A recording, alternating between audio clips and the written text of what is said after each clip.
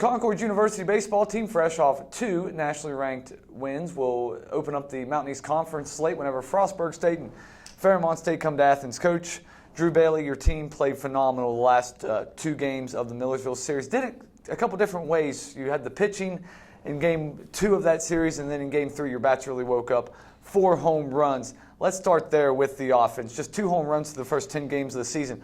What changed in that final game of the Millersviille series?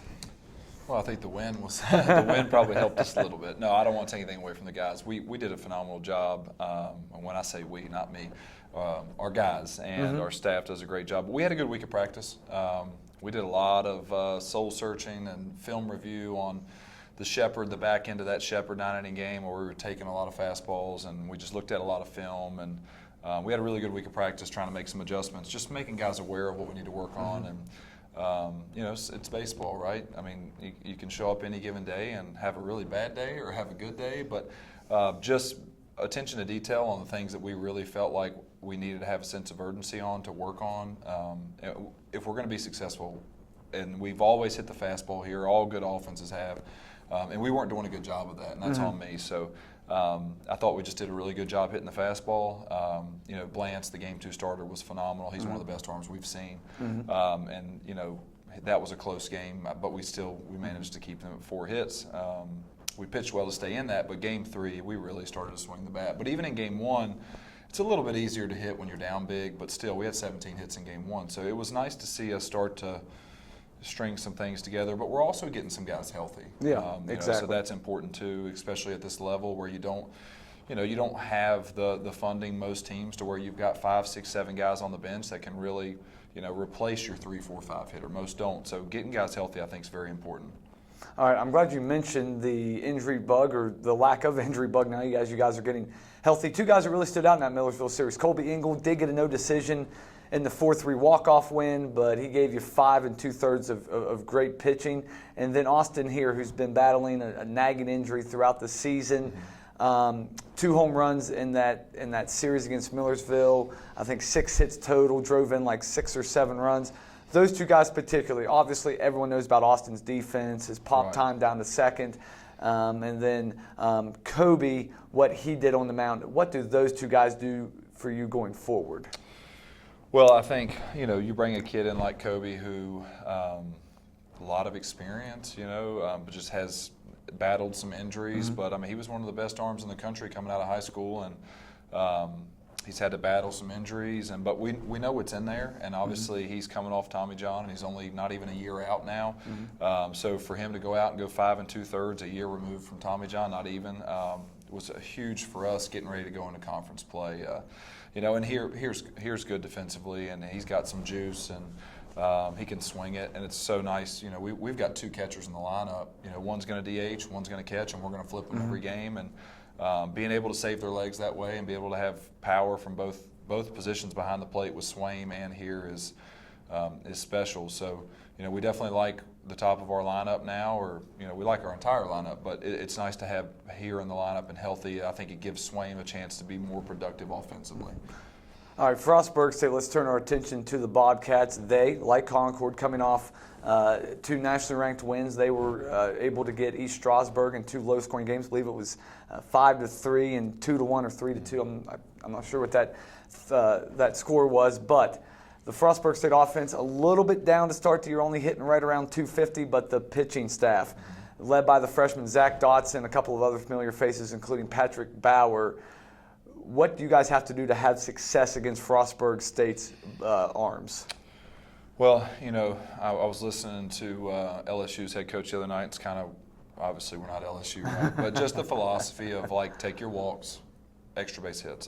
That's what wins games, right? You don't chase outside of the zone and you hit balls in the gaps. You have extra base hits. Home runs are a bonus, but doubles and walks. So Anthony does a really good job. He'll know every player on our roster, where they went to high school. He's very detailed. He does a great job. He's a good coach.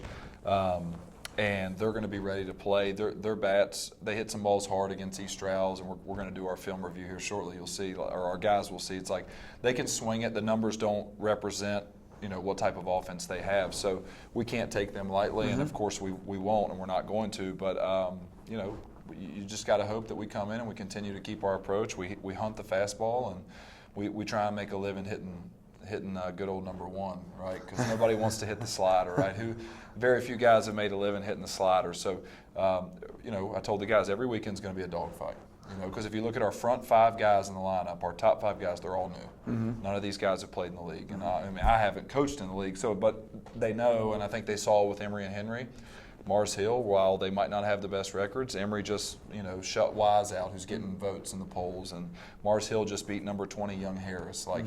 You got to show up and play every game. So I think just being able to continue to add the depth and just stay healthy, keep coming back to that is important. All right, while Frostburg State's lineup is trying to figure it out, the Arms have, like I said, carried the day for them. ERA right around 3. I think it's 3.1 coming into the weekend. Let's turn our attention to Fairmont State.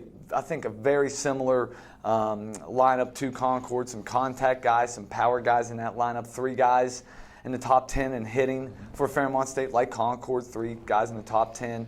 When you look at Fairmont State, red hot right now offensively, dropped the midweek game to Clarion, but they're seeing the ball well. What do you have to do to shut them down? You can't get behind the count. Same thing, with Frostburg. Like you can't be successful at this level if we're constantly going to ball one. Mm-hmm. So I think 70% chance you get the hitter out if we get to strike one. So that's extremely important. But they're going to punch. We're going to punch back, and I just keep telling the guys we've got to be resilient. We've got to take our blows, and we've got to limit damage and try and avoid the big inning. The big inning hurts a lot of guys, and it'll hurt us at some point. But we've got to try and avoid the big inning. It's been really nice to play at home. So that'll be a transition next week when we get on the road for 5 straight. But we just got to show up and play one day at a time. We're going to try and win the game we're in, tomorrow, and then the next game, and then, if we got to throw our 4 best arms, we'll do it. Whatever we've got to do. But Fairmont's Coach Urish does a great job, and the Wilkinson kid I think threw a 1-hitter. Mm-hmm. Yep, sure so did. Every weekend's going to be a challenge, but we're excited. We get Brock Taylor back this weekend.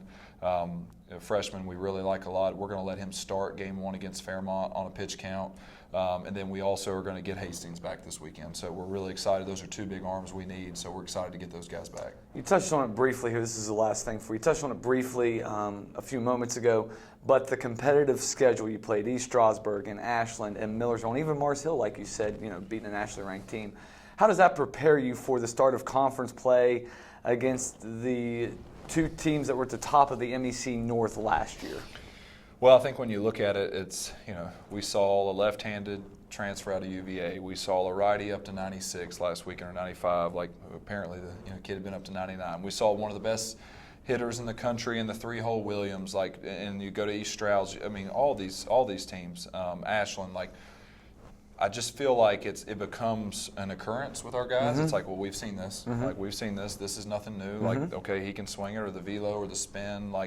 Doesn't mean you'll be successful, but I think there's no panic. There's no sense of, there's no shock. It's like, okay, and it's like, guys in the big leagues, they see 100 or 98 every day. At some point, they become accustomed to it. So it's like, we want to see that top tier arm. We want to see the top tier, hitters, and be able to get those guys out. Mm-hmm. And also those better teams run the bags better too. Mm-hmm. So we just want that sense of preparedness, and I tell the guys all the time, the most prepared teams usually win. So being prepared in those big games and taking that into practice, I just feel like we stack reps, and hopefully we're competitive when we play these teams. Big weekend for the Mountain Lions. Everyone is back to 0-0 as conference play begins this weekend. It's 2 tough challenges, Frostburg State and Fairmont State.